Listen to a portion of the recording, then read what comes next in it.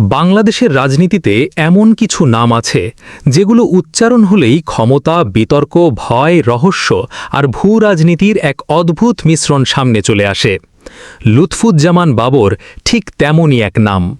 এক সময় যিনি ছিলেন দেশের সবচেয়ে প্রভাবশালী স্বরাষ্ট্র প্রতিমন্ত্রীদের একজন, আজ আবার তাকে ঘিরেই শুরু হয়েছে নতুন রাজনৈতিক থ্রিলার। গুঞ্জন উঠেছে বিএনপির সম্ভাব্য মেগা মন্ত্রিসভায় ফিরতে পারেন তিনি, আর সবচেয়ে বড় চমক, আর হাতে যেতে পারে দেশের সবচেয়ে ক্ষমতাধর ও স্পর্শকাতর মন্ত্রণালয়, স্বরাষ্ট্র মন্ত্রণালয়। যদি সত্যিই এমনটি ঘটে, তাহলে সেটি শুধু একটি মন্ত্রিসভা পুনর্গঠন হবে না, বরং সেটি হবে বাংলাদেশের রাজনীতির সবচেয়ে নাটকীয় এবং ভূ-রাজনৈতিকভাবে বিস্ফোরক প্রত্যাবর্তনগুলোর একটি। রাজনীতির অন্দরমহলে এখন সবচেয়ে বেশি উচ্চারিত নাম বাবর, কারণ বর্তমান রাজনৈতিক বাস্তবতায় বিএনপি নেতৃত্বাধীন সরকারের সামনে সবচেয়ে বড় চ্যালেঞ্জ হয়ে দাঁড়িয়েছে আইন শৃঙ্খলা পরিস্থিতি, প্রশাসনিক নিয়ন্ত্রণ এবং মাঠ পর্যায়ে রাজনৈতিক কর্তৃত্ব। আর ঠিক এই জায়গাতেই বারবার সামনে আসছে লুৎফুজ্জামান বাবরের নাম। রাজনৈতিক বিশ্লেষকদের মতে তারেক রহমান এখন এমন একজনকে খুঁজছেন যিনি শুধু প্রশাসন বুঝবেন না, বরং রাষ্ট্রযন্ত্রকে কঠোর হাতে পরিচালনা করার অভিজ্ঞতাও রাখবেন। আর সেই বিবেচনায় বাবরের বিকল্প খুব কমই আছে। 2001 থেকে 2006 বিএনপি জামায়াত জোট সরকারের সেই সময়টিতে স্বরাষ্ট্র প্রতিমন্ত্রী হিসাবে বাবরের প্রভাব ছিল প্রায় কিংবদন্তিতুল্য। পুলিশ, গোয়েন্দা সংস্থা, প্রশাসন সবখানেই ছিল তার শক্তিশালী প্রভাব। বলা হতো তার একটি নির্দেশেই বদলে যেত প্রশাসনিক সিদ্ধান্ত। তিনি ছিলেন ক্ষমতার কেন্দ্রবিন্দুর এমন এক চরিত্র যাকে একই সঙ্গে ভয়ও করা হতো, আবার নির্ভরতাও ছিল প্রবল। কিন্তু এই বাবরই একসময় দেশের সবচেয়ে আলোচিত এবং বিতর্কিত মামলাগুলোর কেন্দ্রে চলে যান। বিশেষ করে 10 ট্রাক অস্ত্র মামলায় তার রাজনৈতিক জীবনকে বদলে দেয় পুরোপুরি। 2004 সালের সেই আলোচিত ঘটনায় চট্টগ্রামের CUFL ঘাটে ধরা পড়েছিল বিপুল পরিমাণ আধুনিক অস্ত্রের চালান। হাজার হাজার assault rifle, rocket launcher, grenade এবং বিপুল বিস্ফোরক। অভিযোগ ওঠে এই অস্ত্র ভারতের বিচ্ছিন্নতাবাদী সংগঠন উলফার কাছে পৌঁছানোর কথা ছিল। আর সেই পুরো অপারেশনের সঙ্গে জড়িয়ে পড়ে তৎকালীন স্বরাষ্ট্র প্রতিমন্ত্রী লুৎফুজ্জামান বাবরের নাম।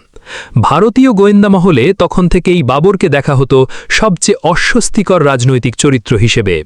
ভারতীয় নিরাপত্তা বিশ্লেষকদের ভাষায় বাবর ছিলেন এমন একজন ব্যক্তি যিনি বাংলাদেশের রাষ্ট্রযন্ত্র ব্যবহার করে ভারতের উত্তর পূর্বাঞ্চলে প্রভাব বিস্তারের এক গোপন কৌশল বাস্তবায়নের চেষ্টা করেছিলেন। আর এ কারণেই আজ আবার যখন তার নাম স্বরাষ্ট্র মন্ত্রণালয়ের জন্য আলোচনায় এসেছে, তখন শুধু ঢাকায় নয়, দিল্লির সাউথ ব্লকেও শুরু হয়েছে নীরব উদ্বেগ। কারণ স্বরাষ্ট্র মন্ত্রণালয় মানেই শুধু পুলিশ প্রশাসন নয়, এটি দেশের গোয়েন্দা কার্যক্রম, সীমান্ত নিরাপত্তা, সন্ত্রাস বিরোধী নীতি, রাজনৈতিক পরিস্থিতি নিয়ন্ত্রণ সব কিছুর কেন্দ্র। আর সেই মন্ত্রণালয়ে যদি বাবরের মতো একজন হার্ডলাইন রাজনীতিবিদ ফিরে আসেন, তাহলে দক্ষিণ এশিয়ার কূটনৈতিক সমীকরণেও বড় পরিবর্তন আসতে পারে। তবে বাবরের বিতর্ক শুধু ভারত বিরোধী অবস্থানেই সীমাবদ্ধ নয়। তার বিরুদ্ধে সবচেয়ে বড় সমালোচনাগুলোর একটি ছিল প্রশাসনকে দলীয়করণের অভিযোগ। সেই সময়ে তিনি প্রকাশ্যে এমন বক্তব্য দিয়েছিলেন যা দেশ জুড়ে তীব্র সমালোচনার জন্ম দেয়। অভিযোগ ছিল মেধা ও প্রতিযোগিতার পরিবর্তে রাজনৈতিক আনুগত্যের ভিত্তিতে প্রশাসনে নিয়োগ দেওয়া হয়েছিল। বিশেষ করে BCS ক্যাডার নিয়োগ নিয়ে তার ভূমিকা দীর্ঘদিন ধরে বিতর্কের কেন্দ্রে ছিল। কিন্তু আশ্চর্যের বিষয় হল, এসব বিতর্কই যেন আজ তাকে আরও কার্যকর হিসেবে তুলে ধরছে একটি নির্দিষ্ট রাজনৈতিক মহলে। কারণ বর্তমান সময়ে বিএনপির সবচেয়ে বড় প্রয়োজন মাঠ ও প্রশাসন দুই জায়গাতেই শক্ত নিয়ন্ত্রণ প্রতিষ্ঠা করা।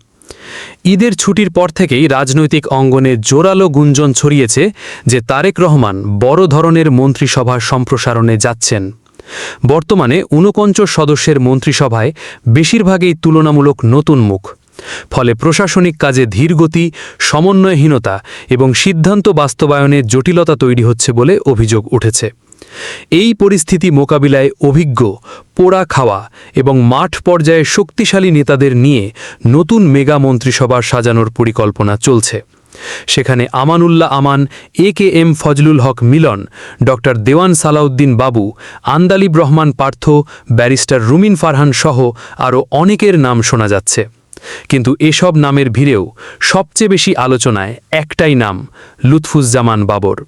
কারণ অন্যরা হয়তো মন্ত্রী হতে পারেন, কিন্তু বাবরকে ঘিরে যে আলোচনা, সেটি ক্ষমতার কেন্দ্রকে ঘিরে। তিনি যদি স্বরাষ্ট্র মন্ত্রণালয়ে প্রবেশ করেন, তাহলে সেটি হবে সিস্টেম কন্ট্রোলের বার্তা। বর্তমানে স্বরাষ্ট্র মন্ত্রণালয়ের দায়িত্বে রয়েছেন বিএনপির প্রভাবশালী নেতা সালাউদ্দিন আহমেদ।